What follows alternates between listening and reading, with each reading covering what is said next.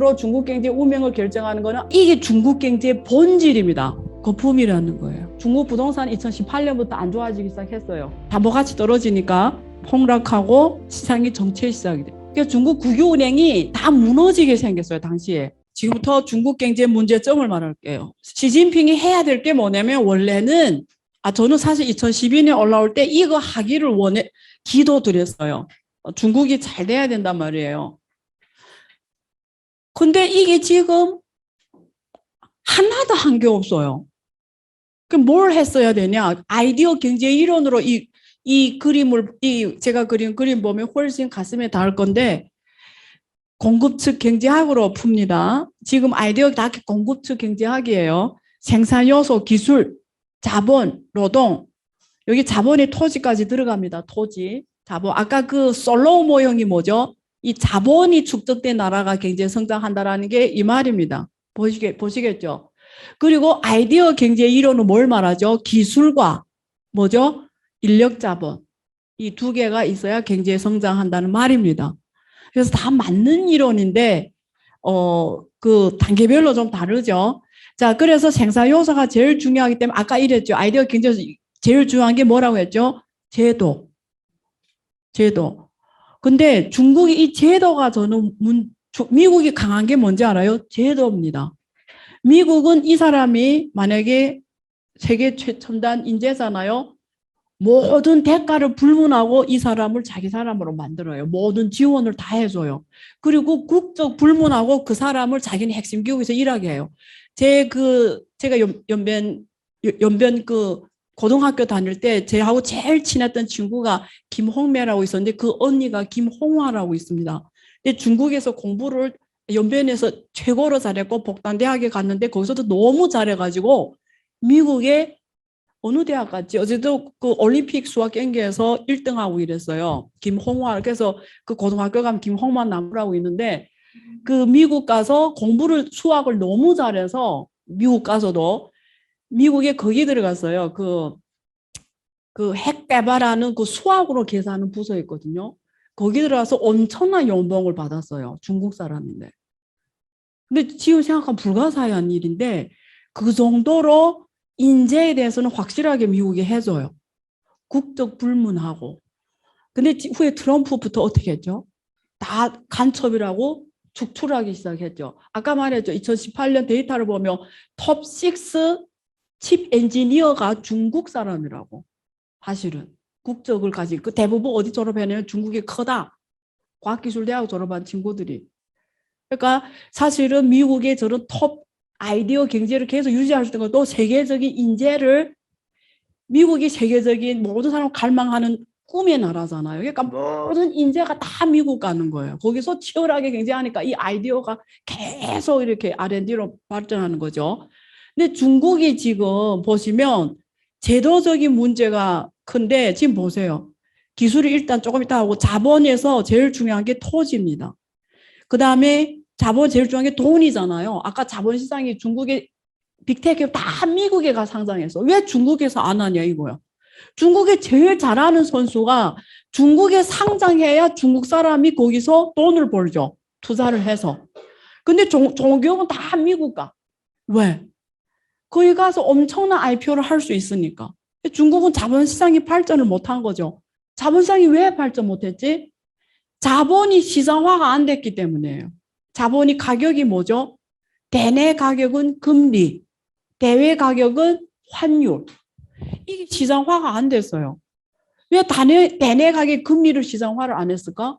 왜 환율을 자유태환 안 할까? 누구를 보호하기 위해서? 국유기업을 보호하기 위해서. 국유기업한테 엄청 싸게 금리를 주는 거예요. 신용하고 상관없이. 토지, 왜 시장화를 안 하죠? 국유기업 때문에.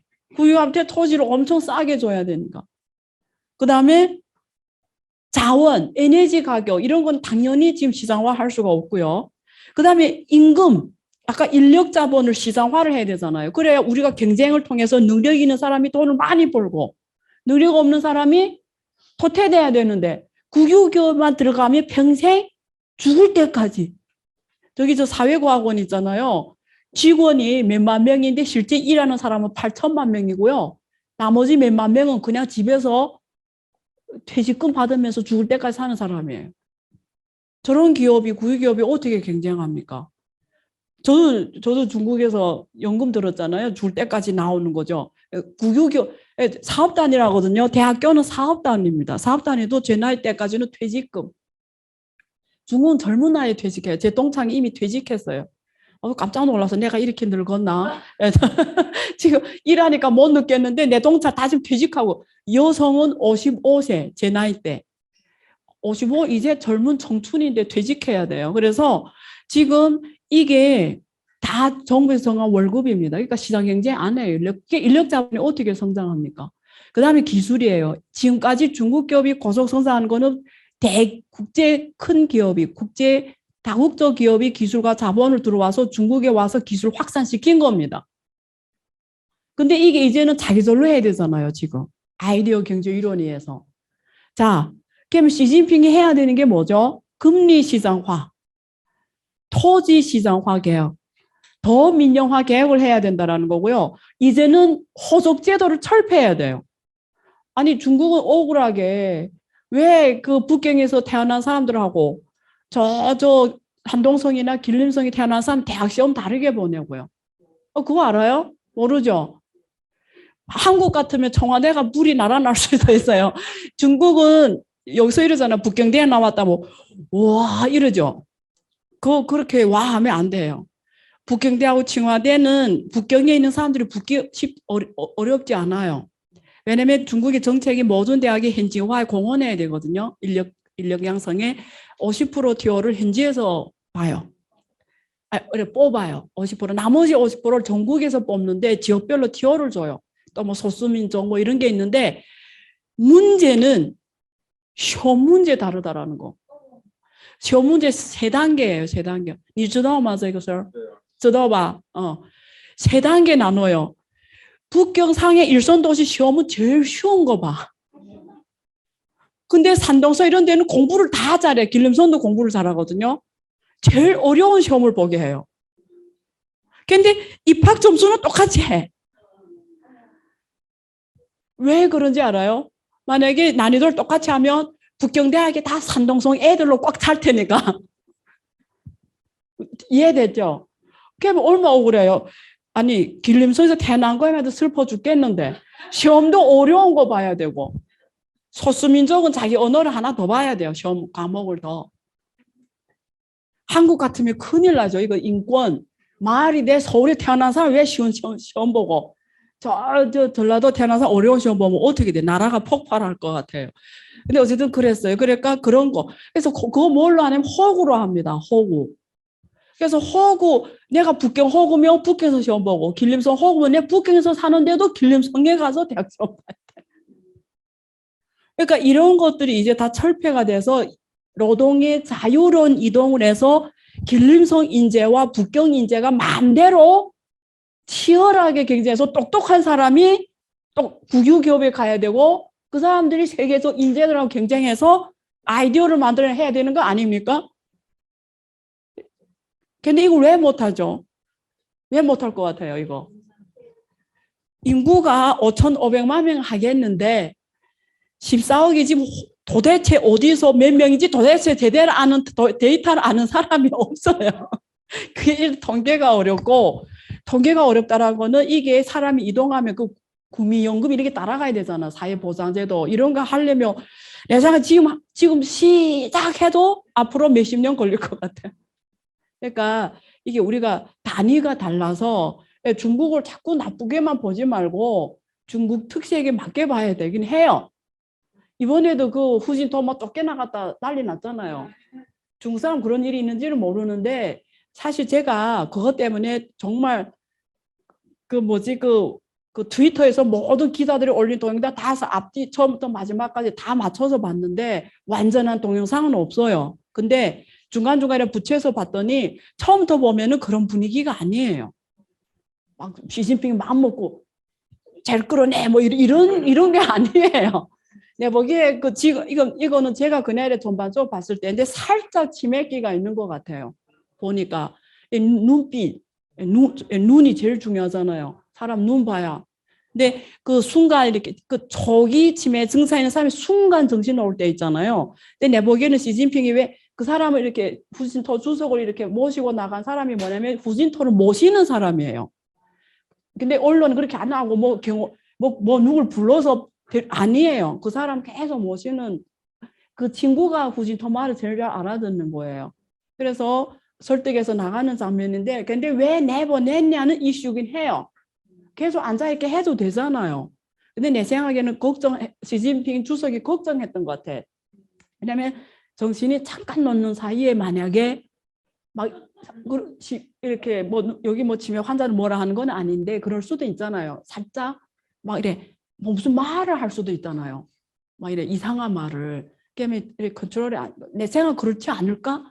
근데 굳이 그 앞에서 막 이래 그렇게 할 필요는 없었다는 거죠. 그러니까 그런 게 아니고 중국 나름대로의 이 정서와 이런 게 있는데 당시에 또 오해를 받았던 게 보니까 그게 옆에 앉았던 사람들의 표정이었어요.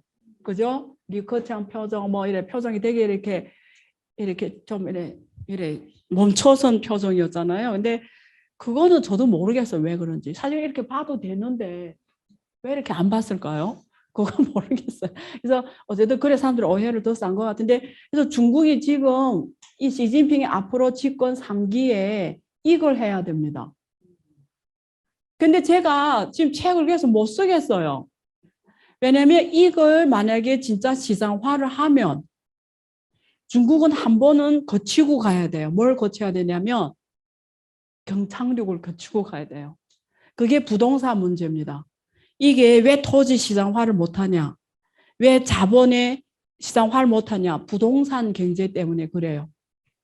국유교하고 부동산 경제. 자, 그래서 부동산 경제로 갈게요. 공동부유 얘기를 제가 방송에서 해서 여러분 방송 나중에 보시고요. 공동부유라는 걸 사람들이 그 한국 언론에 지금 계속 나가는데 민간 기업을 다 죽이고 다 뺏어서 국유기업을 다 준다 이런 게 아닙니다. 여기蔡京반 이 사람 말한 게 좀 공동부유는 파일 키우기와 파일 나누기를 모두 잘하겠다라는 거다. 그래서 지금까지는 성장에만 신경 썼는데 아까 말했죠. ROE가 아까 ROE 올라가라 위에 분모가 커지려면 뭐죠? 수요라고 했죠. 근데 수요는 중국 사람들 돈이 있어야 사잖아요. 근데 월 소득이 전위 안 되는 인구가 아직도 6억 명인데 소비가 한계가 온다는 거죠. 그러니까 그 소비를 방출시키려면 소득을 높여줘야 되는 거죠. 그렇기 때문에 이제는 나누기도 함에 가겠다라는 거예요. 근데 그 나누기를 하려면 국가에서 할 수 있는 방법이 뭐죠? 세금인 거예요. 그래서 1차 분배는 노동력으로 일한 만큼 받아가는 게 1차 분배, 임금소득. 2차 분배는 세금. 그래서 원래는 부동산세도 없었는데 부동산세 계속 검토. 그 다음에 캐피탈 게인, 투자, 자본, 주식시장에 투자하면 양도차익에 원래 세금이 없었는데 양도차익 매이고 앞으로 세금을 가득 이렇게 계속 만들겠다라는 거고 세 번째는 뭐냐면 기부, 3차 분배. 그래서 부자들 보고 저 미국처럼 기부해라. 근데 저 시진핑 지도부가 착각하는 게 미국 부자들은 기부할 수 있어요. 이유는 액세스 할 수 있는 메커니즘이 되게 많아. 그게 신탁제도라든지 뭐죠? 재단 이런 걸 통해서 재단 운영을 시키는 거잖아요. 알아서. 근데 중국은 그런 제도가 없습니다. 그러니까 부자들 거 뺏어가는 격이 돼버리는 거지. 그러니까 중국 지도부가 해야 되는 게 뭐냐면 그런 부자들이 그 돈을 계속 그 부자들이 컨트롤하면서 갈 수 있는 메커니즘을 만들어줘야 되는 거죠.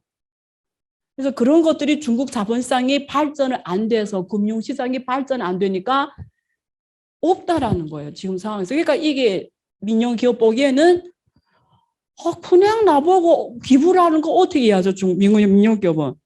돈 뺏어가는 거다 이렇게 생각하는 거죠. 그러니까 그런 문제라는 거고요. 자, 그래서 중국 경제의 문제점이 뭐냐? 먼저 요 페이지 하고 갈게요. 중국이 이런 대단한 사람들이 있습니다. 아까 내가 아이디어 창출, 프로듀싱 아이디어, 유징 아이디어에서 아이디어 창출로 가야 되는데 이런 대단한 사람들이 있어요. 이 사람 누구냐면 우간사라고 인텔에서 일하던 엔지니어예요. 근데 중국에 돌아갔어요. 가서 뭐 하냐면 자율주행 자동차예요. 그러니까 이것도 아까 어, 아이디어 경제 성장 이론에서 이 사람이 왜 이렇게 대단한 사람이 됐을까요? 미국의 인텔에서 일하면서 맨 천재들이 모여가지고 아이디어 막 아이스 브레이킹 하면서 막 거기서 나오니까 자기가 성장한 거서 그거 이 사람 자체가 아이디어 그런 거잖아요. 창고잖아요. 그래서 중국 와가지고 중국이라는 그 거대한 시장 규모하고 맞춰서 막 창업하고 막 만들어가면서 세계적 유니콘 기업이 1년에 매년 20몇 개씩 나온 거죠. 그걸 계속 유지를 해야 되는데 지금 봐야죠. 어쨌든 이런 사람이 중국에 갔고 그다음에 이게 커다 쉰프의 엔지니어입니다. 아까 그 대단한 커다 쉰프 이런 사람들이 지금 세계 최첨단 AI 제품 만들고 있고 이 사람 미국 나사에서 일했던 엔지니어예요. 다 젊은 사람들 중국에 돌아가서 스마트 농업합니다. 그래서 요 하나 가지고 엄청 큰 면적의 농업을 요 하나 가지고 합니다. 아이패드 하나 가지고. 이런 스마트 농업. 심지어 그 안에 그 옥수수 수분 모든 거 다 스마트폰으로 관리합니다. 스마트 아이패드로. 그다음에 이 사람은 다 자기 부상 열차 1000km씩 달리는 이 사람은 그 양자 컴퓨터 있잖아요. 중국도 양자 컴퓨터 장난 아니게 발전했어요. 미국하고 양대 산맥입니다. 그래서 미국이 조금 앞서긴 하는데 중국 사람들도 만만치 않아요. 그다음에 이 사람은 빅데이터 알리바바 엔지니어입니다. 그래서 이 사람이 지금 뭘 하냐면 전 세계에서 최초로 빨간 신호등이 없는 도시를 만들겠다. 저는 한국 신호등이 불만이 엄청 많아요. 너무 오래 기다려. 한 번 갔으면 여기는 열어줘야 되는데 또 한 번 가면 또 너무 과학적이지 않아요. 한국 신호등. 자, 이 사람은 실험주에서 재생치아 바이오 쪽입니다. 재생치아를 성공했어요. 이게 만약 가능하면 인간이 수명 길어질 수도 있는 정도까지 가는 기술 그 성과인데 제발 왜냐면 이런 건 좀 아닌 것 같아요. 100살도 너무 오래 사는 것 같은데 수명이 더 길어지면 어떻게 하겠다라는 거예요. 지금 중국 국유기업들이 더 큰일 나겠어요. 왜냐면 은퇴한 사람들 빨리 그래야 나라 부가 이게 이렇게 말하면 안 되나 어쨌든 예. 또 저 안 할 수 있는데 어쨌든 예. 그래서 중국의 그 위기 문제 한번 다뤄볼게요. 자, 앞으로 경제 아까 결론이 뭐죠? 투자는 구분에 대한 베팅인데 도대체 그럼 중국 경제가 어떻게 간다는 거냐? 중국 경제에 있는데 앞으로 중국 경제 운명을 결정하는 거는 아이디어 경제 이론으로 설득해보겠다라는 게 제 생각이었고 뭔지를 경제 이론을 설명해 드렸고 근데 아이디어 창출이 가능하냐를 봤을 때 지금까지 여건을 보면은 아직도 첨단 영역에서 굉장히 부족하다. 비록 이제 7명, 뛰어난 7명 같은 이런 사람들이 간혹 있는데 전반적으로 봤을 때는 부족하다. 그러면 미국이 지금 기술을 봉쇄하고 있을 때 스스로 아이디어 창출이 가능하냐는 시진핑이 상권 지금 시작이 되는데 제도를 어떻게 하냐에 따라서 결정이 된다. 근데 지금 과거 10년을 해온 거 보면 주로 이 사람 뭘 했죠? 국진, 민퇴. 국유기업이 메인 선수로 뛰게 하고 민간기업이 그냥 시장에 서브 선수로 뛰게 하는 경제 마인드를 갖고 있고 이 사람 마인드는 공산당 위주의 영도 체제에서 국유기업이 자본가가 되는 경제 체제를 만드는 거예요. 그래서 그런 상황에서 아이디어 경제가 샘솟듯이 계속 갈 거냐? 지금까지 중국이 고속 성장하고 G2고 여러 가지 영역에서 최첨단이 나올 수 있는 거는 중국과 미국이라는 서로가 윈윈해서 왔기 때문이다. 이게 제 결론입니다. 자, 그러면 앞으로는 어떻게 갈 거냐를 다른 나라 사례를 보면 여기 지금 뭐 16개 나라를 그때 조사했던 적이 있는데 여기서 한국이 있잖아요. 한국이 마지막 40년 중에 마지막 10년에 이게 6%하고 나머지는 다 5% 아래로 떨어졌거든요. 그래서 중국 경제가 지금 5% 아래로 떨어진 자체는 문제가 크지 않아요. 그러니까 무슨 말이냐면 GDP가 5%냐 6%냐는 문제의 본질이 아니라는 거예요. 어떻게 보면 그 큰 경제 규모에서 떨어지는 게 이게 지금 모든 나라에서 보면 1인당 GDP가 $10,000 넘어가면 다 5%대입니다. 보이시죠? 그러니까 중국이 이 자체가 5%대라는 거는 자체가 문제가 있는 건 아닌데 내용을 보자라는 거죠. 내용을. 이게 미국하고 중국의 이 차이가 여기서 딱 나왔어요. 보세요.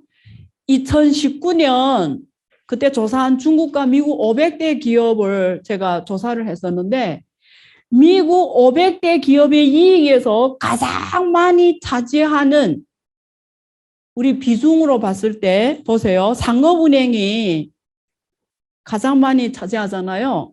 여러분, 만약에 여러분이 투자에 대해서 투자를 아무리 배워도 뭔지 모르겠어. 근데 또 은행에 예금하면 인플레이션 때문에 다 돈을 그냥 날려보내는 것 같고 근데 내 일이 있는데 가서 정말 앉아 투자만 할 수 있는 거 없고 어떻게 해야지? 이러면 세계를 돌아가는 원리를 알고 거기다 돈 놓으면 됩니다. 하나만 말씀드리면 은행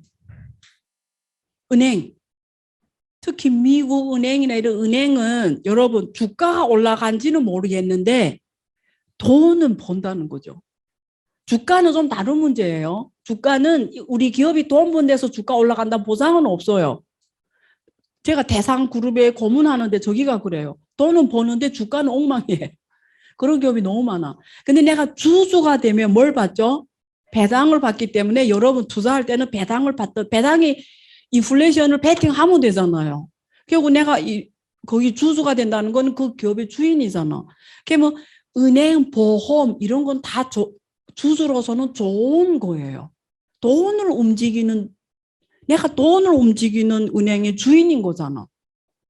그러니까 이런 건 하나의 방법. 그래서 이게 미국 500대 기업의 전체 상장 이익의 14.63%는 은행에서 옵니다. 이 데이터를 보세요. 그리고 어디죠? 보험, 반도체, 컴퓨터, 인터넷, 제약 이게 다 무슨 경제예요? 아이디어 경제. 자, 중국 봅시다. 500대 기업 중에 전체 이익의 40%, 41%입니다. 왜 안 놀라세요? 이럴 때 놀래야 돼요.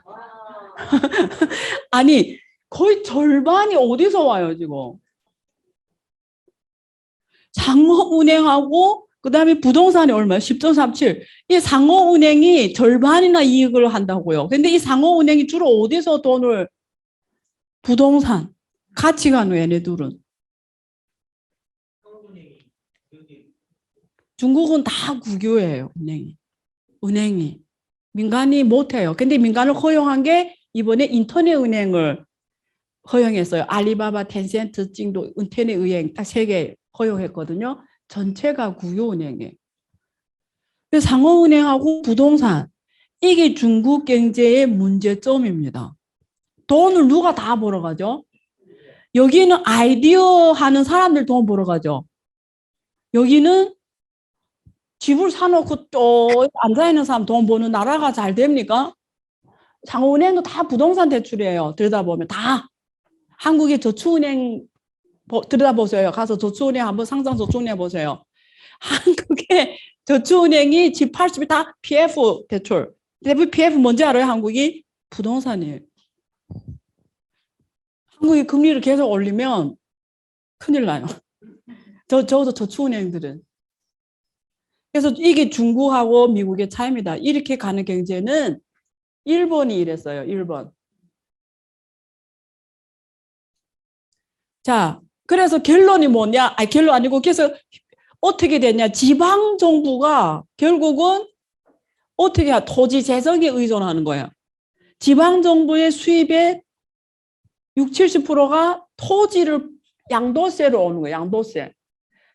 근데 그것도 어제는 다 토지로 밝게 한정돼 있잖아요. 그러니까 이제는 지출에 대비 수입이 안 되니까 이 부채율이 보세요. 이게 한자지만 상관없어요. 31개 성씨잖아요. 여기 티벳 있죠.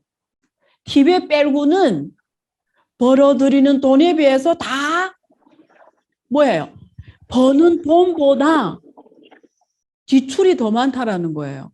그래서 티벳은 어떤 지역인지 아시죠? 거기는 거의 공업이 없습니다. 투자 주로 뭐죠? 여행업, 여행수지. 다르죠? 나머지는 다 뭐예요? 재정 수입이 지출보다 다 이게 135% 제일 낮은 게 하이난, 해남도. 여기 천진 봐요. 벌어들이는 재정 수입에 비해 지출이 얼마죠? 부채율이 564%. 그래서 천진은 원래는 미국 같으면 파산입니다. 미국은 정부가 파산하는 거 아시죠? 파산해서 공무원들 월급 못 주면 어떻게 하죠? 정부 기관이 문 닫고 있어. 아무 일도 못 해요. 정부 기관인데 문 닫고 있어요. 그래서 이게 천진이 누가 했는지 알아요? 그 중국의 조쇼촨 중국 인민은행장 있죠. 천진에서 당서기 할 때 전진의 미래의 50년 거 다 해먹고 나갔다고 보시면 돼요. 그래서 그 레오 달리오가 말했잖아요. 레오 달리오 나 진짜 좋아하는 사람인데 난 그 사람 식으로 문제 생각을 하는 스타일이거든요. 부채를 일으켜서 경제를 성장하면 지금 사는 사람은 너무 좋아. 당장 GDP가 올라가니까. 근데 부채라는 건 없는 걸만 오늘 시간 없으니 강연은 다음에 해드릴게요. 왜냐면 유럽을 할 때 제일 중요한 게 이거거든요. 유럽하고 일본 다 채권이 무너지면 나라가 무너진 나라. 근데 그때 제가 해드릴 건데 이 경제 부채 경제를 이게 부채라는 거는 아까 지금 오늘 하는 내용이 내재 가치를 말하고 있죠. 경제 성장을 경제 성장이 돼야 결국은 기업도 성장하고 나라도 발전하는 이건 성장 이론이고 부채는 이거하고 전혀 이 금융으로 성장하는 거예요. 이거 실제 기업이 성장한 게 아니고 그냥 부채란 건 없는 계약을 우리 둘이 해서 만들어낸 GDP예요. 실물은 안 만들어졌어요. 그러니까 그냥 허공에 만들어진 겁니다. 금융경제 그래서 무섭다라는 거예요. 그냥 신용을 그냥 계속 만들어내면서 간 경제인데 지금은 좋아요. 경제가 잘 가게 보이거든요. 근데 부채랑은 갚아야 되잖아요. 갚는다란 거는 그 사람이 소비가 줄어든다라는 거예요. 그러니까 지금은 부채를 일으켜서 쓰니까 경제가 올라가는 것 같은데 언젠가는 그 사람 갚을 때는 그 사람이 소비력이 떨어질 때는 그때 경제가 어떻게 되죠? 떨어지는 겁니다. 그래서 부채로 일으킨 경제는 되게 위험한 경제입니다. 다음 시간에 제가 더 할 건데 어쨌든 중국에서 조쇼찬이 천진시의 미래 30년을 다 해먹고 나가서 이제 갈 수가 없는 거예요. 천진 진짜 부도입니다. 지금 가보면 보여요. 거기 특구랑 가잖아요. 완전 되게 그래요. 그래서 지방 정부는 지금까지 이런 부채를 안고 어떻게 살아왔지? 이게 중국어로 신자의 환주자의 우리 말하는 폰지 게임. 그러니까 계속 새로운 채권을 발행해서 원래 이자를 갚으면서 온 겁니다. 그래서 그 다음에 정부에서 이게 안 되겠다 해서 정부에서 어떻게 했냐면 중앙정부에서 왜냐 중국은 이렇게 중앙정부 이렇게 하는 거지. 기한을 늘려 한 번에 빵 터지면 안 되고 천천히 터지게 하겠다라는 거예요. 그러니까 천천히 어떻게 터지게 하냐면 이렇게 하는 거예요. 금리를 옛날에 고성성장할 때 7% 빌려간 거 지금 새로운 채권을 발행하면 얼마로 빌려가죠? 지금 금리 낮으니까 4%로 빌려가. 그럼 원래 7%로 갚아버리는 거지. 그럼 이자가 어떻게 하죠? 점점 줄어드는 거죠. 갚아야 되는 이자. 원래 만기 올해 다 끝나는데 중앙정부에서 억지로 대출을 20년 더 늘려버리는 거지. 이게 천천히 터지게 한다는 거예요. 지금 그렇게 하고 그 다음에 부채 채권자들한테 설득해서 다 주식으로 전화해라. 이거 풀지 않을게요. 어쨌든 이런 걸 해서 지금 제가 항상 왜 중국이 맨날 문제 있다는 게 아직도 문제 안 터지니 이러는데 이런 지금까지 이렇게 온 겁니다. 그런데 계속 할 수 있냐를 볼게요. 자, 1번 이게 지금부터 이 데이터 한번 보세요. 일본이 언제부터 잃어버린 10년이 됐냐면 1990년도에 노령화가 12% 노령화가 되면 문제가 뭐죠, 여러분? 소비 일단 안 합니다. 저도 늙어보니까 제 소비를 지금 안 해요.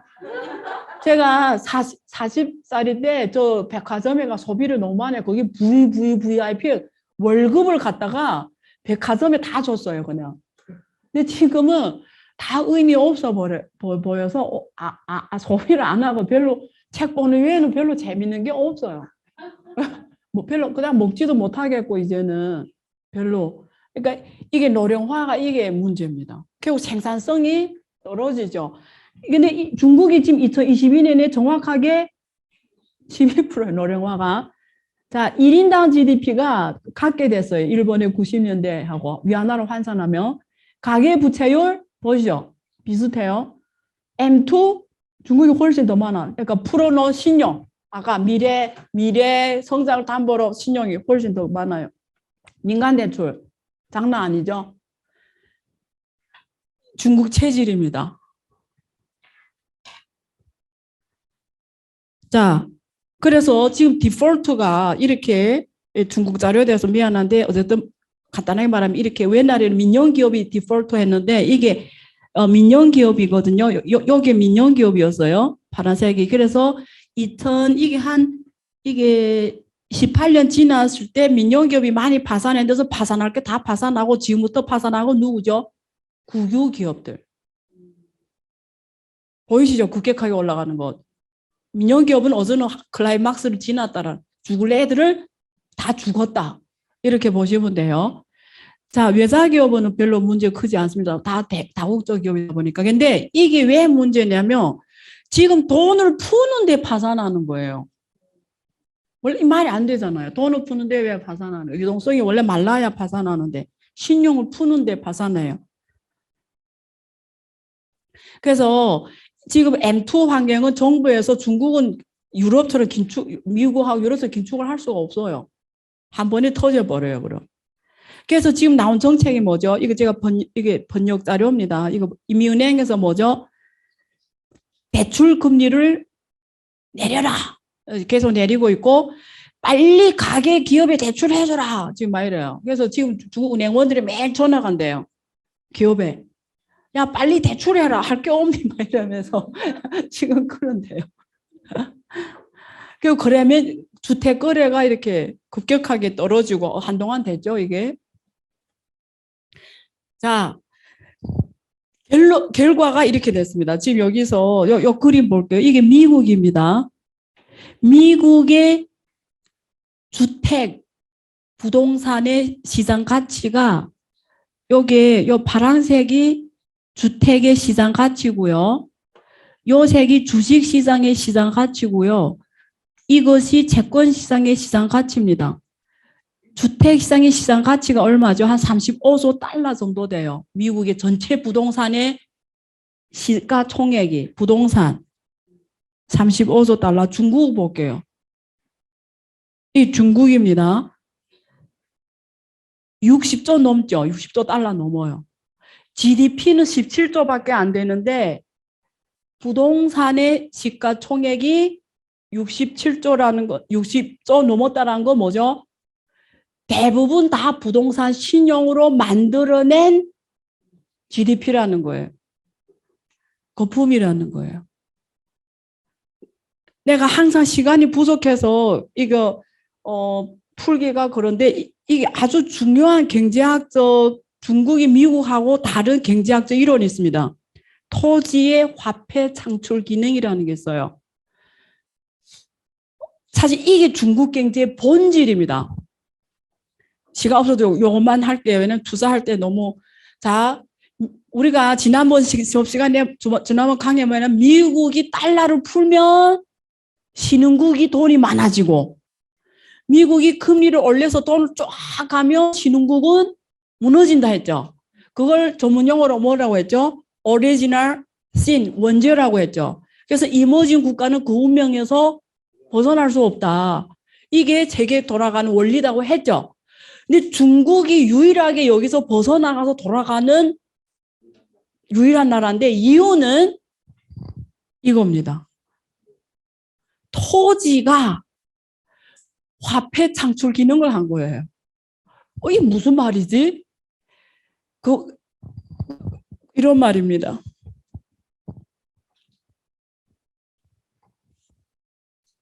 이 토지가 지금 100만 위안이에요. 가치가 지금 시가 거래하는 가치가 이게. 자, 그럼 이게 장 씨가 이 주인이에요. 그럼 장 씨가 이거 은행에 대출로 담보를 잡습니다. 담보로.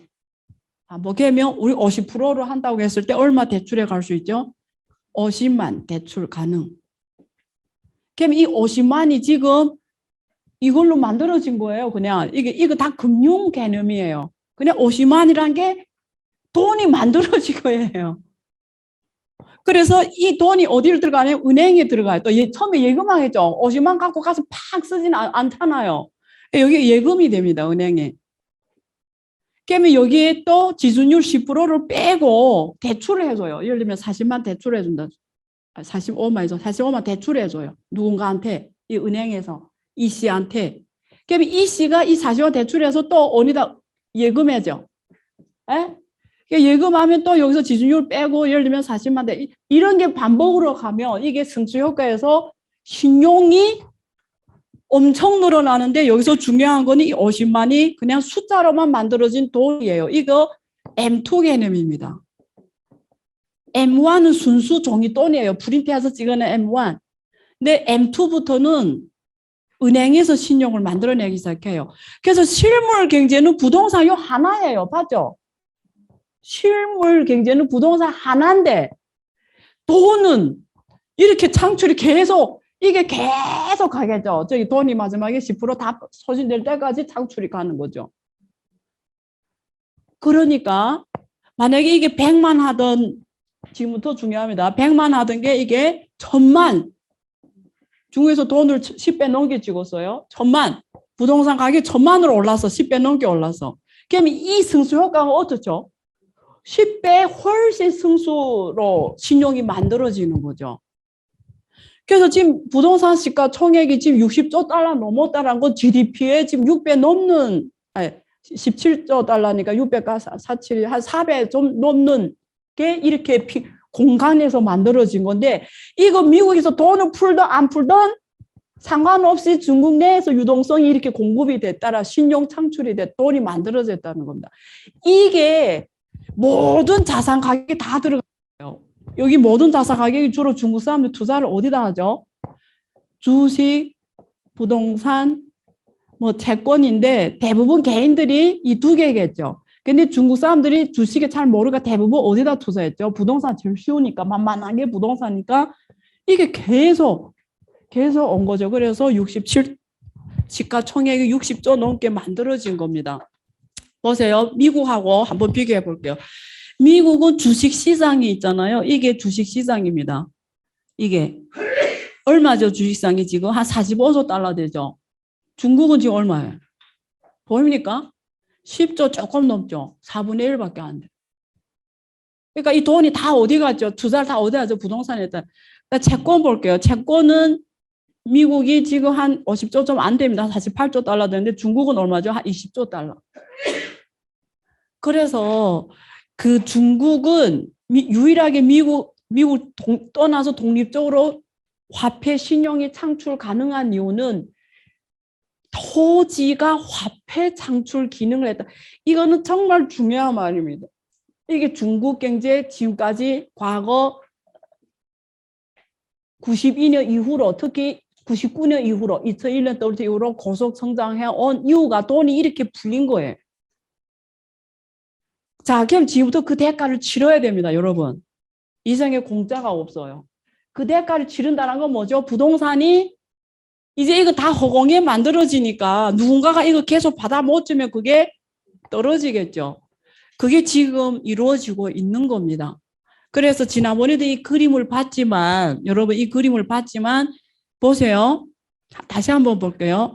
경제 성장이 잘 될 때는 이런 게 문제가 안 돼요. 그래서 경제 성장이 잘 되면 은행들이 어떻게 하죠? 전망이 좋다 이러면 은행들이 대출 확대. 자, 그래서 경제 성장률이 진짜 잘 나오고 자산 가격도 같이 올라가겠죠. 사람 돈 많이 버니까 막 자산 사고, 부동산 사고, 다 주식도 사고, 막 다 올라갑니다. 그러니까 이 사람들이 다 돈 많아 보이는 것처럼 돈 많지. 그럼 은행 가서 대출을 더 많이 할 수 있잖아요. 신용이 좋아지니까. 담보 가치가 상승했으니까. 그럼 또 경제 투자를 더 많이 하니까 경제 성장이 막 과열이 되면서 모든 자산이 더 올라가겠죠. 부동산 가격 과열, 주식시장 지속 상승. 그러다가 금융기관들이 먼저 느낍니다. 이게 이제는 과열이다. 은행이 제일 먼저 움직여. 어떻게 해요? 대출을 줄이기 시작합니다. 그러면 올라가던 자산 가격이 스톱이 되겠죠. 자, 그러면 은행이 대출처 돈이 줄어들면서 부동산 가격이 하락하기 시작하고 주식 가격도 하락하기 시작하면서 은행 더 대출을 줄이고 담보가치 떨어지니까 폭락하고 시장이 정체 시작이 돼. 그래서 지금 그게 이루어지고 있는 과정이다. 이게 몇 년 가냐 이거죠. 근데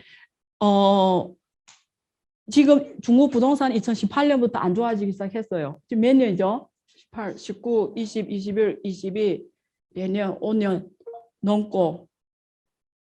그래서 지금 중국의 부동산 기업들이 적당한 말을 찾지 못했어요. 이게 문제입니다.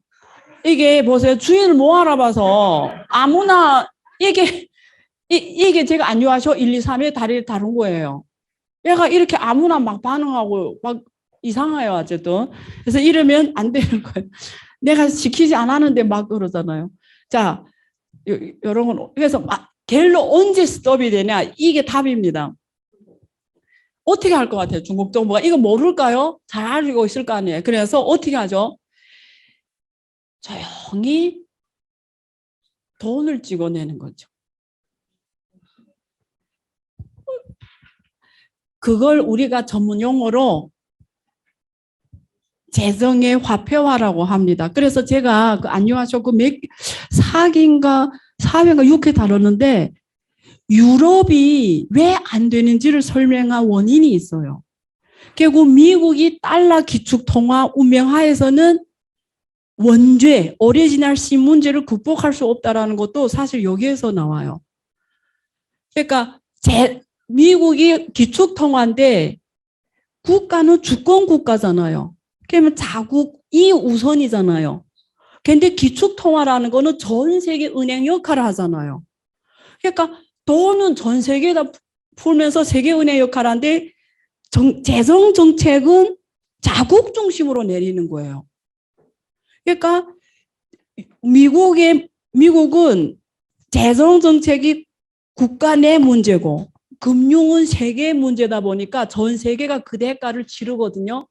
유럽은 반대예요. 유럽은 재정이 하나의 국가가 아니다 보니까 재정은 다 독립이 됐는데 유로화는 글로벌 통화돼 보니까 재정은 국가별로 되니까 통화 정책과 재정 정책을 같이 할 수가 없는 거예요. 미국은 자기 중심으로 할까 자기는 손해를 안 봐요. 그런데 다른 나라가 그 대가를 치르는 거예요. 중국은 재정 정책하고 통화 정책을 같이 할 수 있기 때문에 돈을 찍어내므로써 문제 해결을 할 수가 있는 거예요. 자, 보세요. 그러면 이제 은행이 다 부실 자산이 된다란 말이에요. 이제 그 일이 벌어지면. 그럼 어떻게 하겠어요? 은행이 다 지금 부실 자산이에요. 그러면 중국 정부가 시진핑 지도자 재정부한테 대내 은행 부실 자산 다 사와. 그거 자산관리공사 만든다는 뜻이에요. 그래서 99년에 중국 국유기업이 다 파산하게 생겼거든요. 당시에 한국 외화위기 왔을 때. 그래서 중국 국유은행이 다 무너지게 생겼어요. 당시에. 국유기업이 파산하니까 국유은행이 다 무너지게 생겨서 재정부가 그 은행에 있는 부실 자산을 다 사옵니다. 그게 4개 자산관리공사를 만든 거예요. 그 부실만 재정부에서 딱 사오는 거예요. 그 국채를 발행하죠. 국채를. 근데 그 돈을 누가 주겠어요? 재정부가 무슨 돈이 있습니까? 기업도 아닌데. 중앙은행이 돈 찍어서 주는 거죠. 그래서 중앙은행이 그 국채를 사준다라는 거는 재정부가 그 돈 갖고 가서 은행에 그 부실 자산을 사온다라는 거예요. 그럼 돈이 많이 풀렸을 거 아니에요. 갑자기 없는 거 풀렸으니까. 그러면 어떻게 하죠? 인플레이션이 폭발하겠죠. 그러면 중앙정부에서 어떻게 하냐면 지준율을 높입니다. 은행이 지준율을 높여서 지준율을 높이면 어떻게 되죠? 은행이 중앙은행에 예금하는 돈이 많아지니까 돈을 걷어오죠. 그 다음에 그걸 소각시키는 없애는 거죠. 그래서 이렇게 연착륙을 시도하는데 이건 어떤 경우만 가능하냐면 재정 정책과 화폐 정책이 한 나라여야 되는 거예요. 근데 유럽은 재정 정책은 국가별로 돼 있고 돈은 하나니까 누가 망합니까? 이럴 때 오리지널 신이 누구한테 작동이 되죠? 거기 약한 나라들. 미국은 기축통화니까 재정 자기 센 나라니까 자기 마음대로 하면서 그 대가를 찍어낸 돈의 대가를 누구한테 주죠? 다른 나라들한테 다 분산시키는 거예요. 그러니까 미국하고 유럽이 똑같아요. 재정 정책과 통화 정책이 통일이 안 된 거예요. 그래서 근데 만약에 중국이 위안화 국제화하고 중국이 위안화 국제화하잖아요. 그리고 자본시장을 완전히 개방하잖아요. 이걸 할 수가 없습니다. 그러면 다시는 이렇게 돈을 풀었다, 걷어서 소화했다 이런 거 못 하는 거예요. 결국 이 대가는 누가 지나면 국민이 지는 거예요. 물가 상승, 인플레이션. 그래서 이런 거는 금융을 지금 오늘 정말 어려운 걸 제가 이렇게 말을 해서 그렇지 이걸 사실 굉장히 공부하는 사람도 안다는 보장은 없어요. 아까 토지의 화폐화와 재정의 화폐화 이 두 개. 근데 여러분은 아까 아이디어 경제 이론도 알았죠? 솔로 모형도 알았죠? 예? 이제는 경제학 박사보다 더 많이 아는 겁니다. 리얼입니다. 그래서 오늘 이거 알고 투자해도 그냥 할 때하고 좀 달라질 거예요. 자, 오늘 제가 마지막에 이 말로 할게요. 제가 꼭 해주고 싶은 말인데요. 보세요. 만물이 시들 때는 만물이 다시 태어난 날이다. 지금은 만물이 시들고 있다. 그러면 만물이 다시 태어난다. 지금 두 번째, 国运即人运. 구구는 사람의 그 나라 사람들의 운명이다. 중국의 미래는 중국에 있는 사람들의 능력에서 결정되는 인력 자본에서 결정되고 그 사람들의 아이디어 창출이 가능하냐 그런 제도가 돼 있냐 조건은 좋다. 근데 그게 되냐? 루카스가 이런 말했어. 노벨상 이게 아까 경제성장 이론 대표 작가 대표 학자 루카스가 이 사람이 이런 말을 했습니다. 중국 경제 성장을 연구하는 거는 정말 복잡한 일이다. 만약에 될수록이면 하지 말라. 한다고 했을 때 하면은 다른 거 할 생각하지 말라. 그 정도로 어려운 내용이에요. 근데 그래서 재밌어요. 왜냐면 제가 오늘 시간 없어서 제 생각하는 아이디어 경제 이론의 한계가 있거든요. 이거는 어디도 안 나오는 제가 연구하면서 제가 제 책에다 소화할 건데 이제 지금 제가 검증을 거쳐야 되는데 아이디어 경제 이론은 공급 측면에서 이런 아이디어와 R&D와 기술 혁신의 중요성을 말했지만 수요 측면에서 문제는 주지 못하고 있습니다. 수요 측면, 시장 측면에서 인사이트는 없거든요. 그게 한계인데 어쨌든 되게 중요한 이론입니다. 자, 이 그림이 뭐냐면 자산관리사장이 저한테 카톡으로 보내준 건데 제가 나중에 제가 대학 가면 이거 학교 교훈으로 적어 놓으려고 오늘 먼저 미리 공유하는 겁니다. 이게 그 영국에 여기 저 마포에 있는 영국 국제학교 들어가면 교훈으로 이렇게 적혀져 있대요. 초등학교랍니다. 초등학교. 근데 이게 골든 룰이라고 해서 뭐라고 썼죠? Be respect, 존경심이 있어야 된다. Calm and quiet. 좀 조용히, 조용히. 자, 그 다음에 good listener.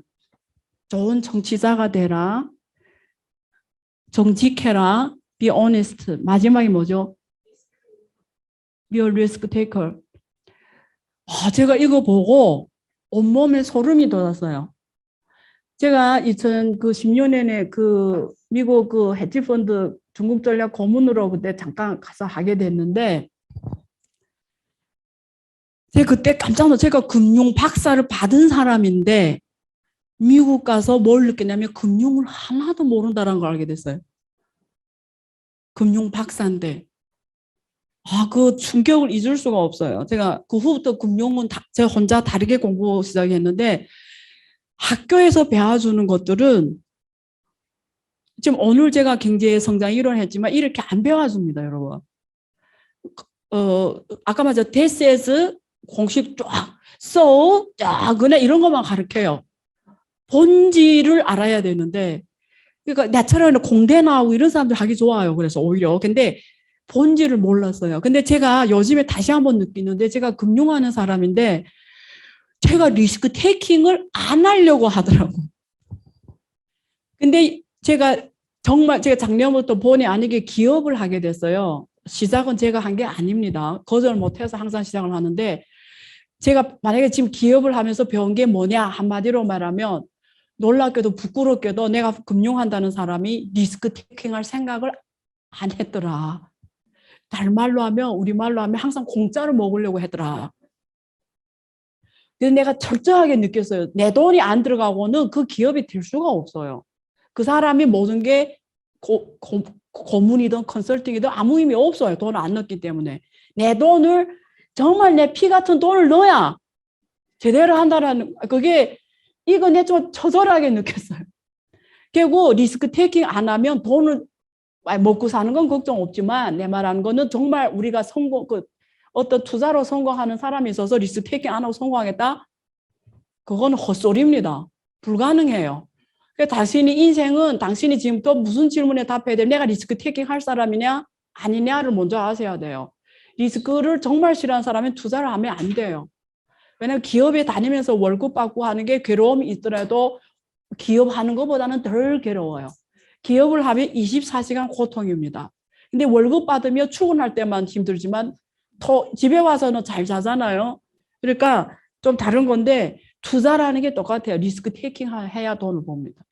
중국 투자 가장 리스크합니다. 근데 금융은 좀 공평해요. 하이 리스크, 하이 리턴. 이게 금융의 본질이에요. 제가 월가에 가서 느꼈던 게 하이 리스크, 하이 리턴.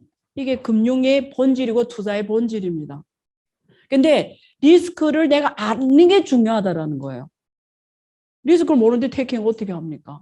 그러니까 리스크 테이킹은 내가 지금부터 리스크를 정확하게 파악하는 데부터 시작한다. 투자는. 그래서 저는 지금 현재가 가장 좋은 투자 시점이라고 봐요. 올해든 내년이든. 근데 저점은 아무도 못 찾습니다. 저점 찾을 생각 하지 말아요. 여기 대부분 다 저점 찾으려고 기다립니다. 고점과 저점은 아무도 못 잡아요. 지금부터 오늘 끝난 이후로 혹시 투자를 생각하는데 뭘 봐야죠? 중국 주식 투자하면 중국의 운명에 베팅하고 중국 기업에 베팅하는 거예요. 그러면 이제 말한 그런 스토리를 한번 정리를 하고요. 두 번째, 내가 리스크 테이킹 할 만한 사람이냐. 다시 말해서 돈을 2억을 투자한다면 그 2억이 없다고 생각하고 투자를 해야 돼. 그래야 내가 투자를 잘합니다. 그 돈 2억을 버릴 생각하고 해라. 어쨌든. 그래서 제가 오늘 내용을 엄청 많이 준비했는데 그래도 제일 중요한 개념은 설명드렸어요. 자, 우리가 솔로 모형, 자본 축적 이론, 그리고 신성장 이론, 아이디어 경제 이론으로 모든 나라의 경제 성장을 다 설명할 수 있고 중국 성장도 그 안에 있다. 아직은 중국 특색의 경제 이론에 보지 못했는데 지금 관찰하고 있다. 두 번째, 중국의 미래는 중국 기업들 그리고 중국의 사람들한테 있는데 이 사람들이 자체 아이디어 창출이 가능한 사람이냐. 몇 개 사례는 있다. 아까 7명의 위대한 사람들도 있고 또 위대한 기업들도 나왔고 있는데 그래서 우리가 봤을 때 이런 기업들이 앞으로 계속 아이디어 창출 능력으로서 있는 기업이냐 있으면 투자를 해야 됩니다. 지금 중국은 여러 가지 정치 이슈 때문에 프라이싱이 제 값을 못 받고 있거든요. 한국 기업도 똑같아요. 그래서 투자 기업으로서 되게 좋다. 모르겠으면 미국을 하는 건데 미국은 좀 안전하죠. 세계 기초통화 국가니까. 근데 미국 또한 중국하고 이러면서 아까 봤죠 데이터. 미국 또한 미래 성장이 불확실하다. 왜? 중국이 제일 큰 아이디어 시장인데 그걸 지금 놓친다는 자체가 말이 안 된다. 근데 만약에 중국을 안 하면 다른 동맹 국가들이 다 사줘야 되겠죠. 그러면 한국 같은 나라들한테서 다른 나라 압력이 더 커질 거예요. 우리 거 사가라고. 다른 나라를 못하게 할 겁니다. 자기 거 다 사가야 되니까. 그러면 가만히 생각해 보면 중국이 저렇게 되는 게 다른 나라에도 도움이 안 돼요. 이 한국 같은 나라는 아이디어 많아도 시장이 없기 때문에 세계화가 한국에 가장 도움이 되기 때문에 원칙은 세워야 된다.